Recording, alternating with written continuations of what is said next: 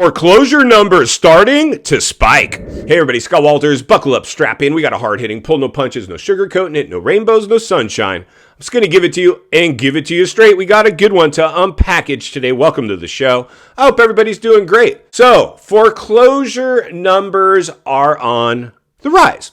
Those are the facts. We're going to look at that here in a second. And this isn't good.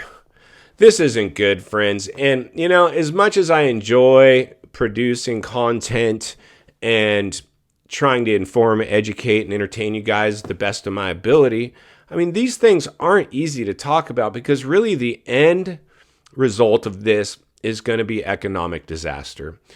And that sucks. And I've lived through an economic downturn before as a bill-paying adult and suffered some of its blowback. So I have firsthand experience and feel I'm qualified to report on this where others maybe are not, but out there doing it potentially anyway.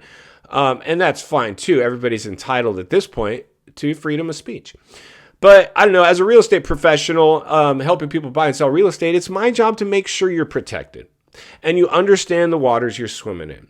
And there's always the flip side of the coin. You've got to look at all scenarios. I mean, these are the biggest purchases you're going to make. So to go into it like a FOMO factory stage tour home with on-site sales agents and Black Fridays and Cyber Monday sales being thrown at you, that's just watering down the severity, the magnitude of the waters we're now swimming in. I mean, these will ruin people. I know what it's like. I took a big hit in the '08 era. I had a house. I had to dump it. I had other good real estate, but I bought one in '07, and by 11, it was upside down by almost 50% here in California, and I expect that to happen again. All areas will behave differently. Real estate is local. So if your area is not tanking yet, don't worry. It will at some point if and when this thing gets started. Now, government intervention will be attempted, but it didn't work in the last one, and it probably won't work in the next one. It's too big to, in fact, save. It's got to run its course. This one could have a depressionary level of a downturn attached to it, and those are just the facts. It's not fun. It's not sexy talking about this stuff, but the first step of getting past a problem is admitting there's a problem. So if you halfway expect this, you won't be as much like a deer in the headlights if and when this thing plays out. You'll be able to operate within it much more efficiently. And just like we've seen the heavy hitters, the Warren Buffetts of the world, they're heavier in cash right now than they've ever been in their financial existence. And he's lived through a bunch of boom bust periods as a bill-paying adult and taken his own lumps, I can assure you.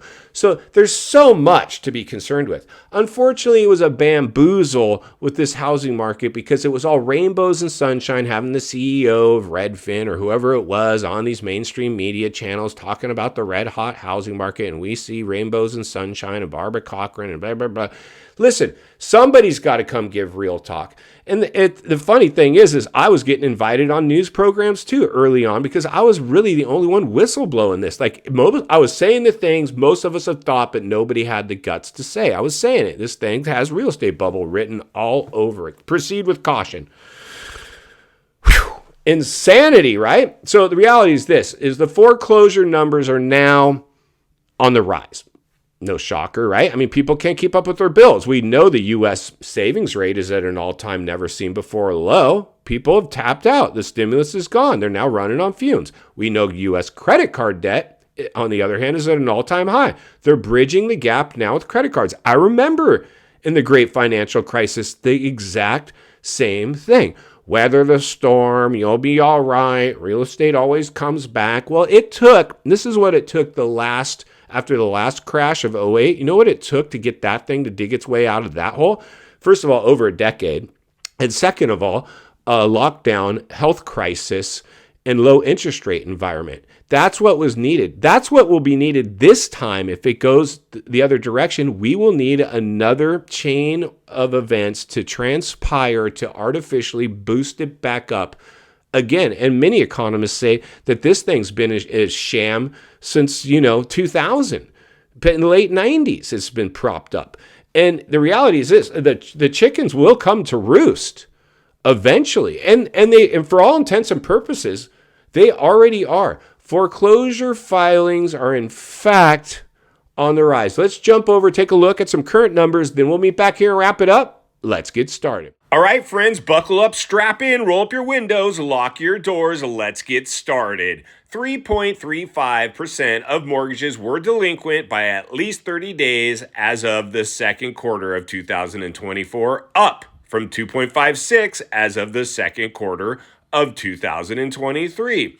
0.5% of mortgages were seriously delinquent late by 90 days or more as of the second quarter of 2024, up from 0.46% as of the same period in 2023. And while delinquencies have grown, they're still lower than at any point from the start of 2023 to the end of 2019, just before the beginning of the pandemic. But what's this tell us? What this tell us that, first of all, this doesn't give us an accurate read of what's going on because of the pandemic-induced market. We are not going to be able to pull from the past to get a really good, accurate picture of the future. We can't compare apples to apples, basically. But what we can see here is they are clearly on the rise. Let's get back to the studio so we can wrap this one up.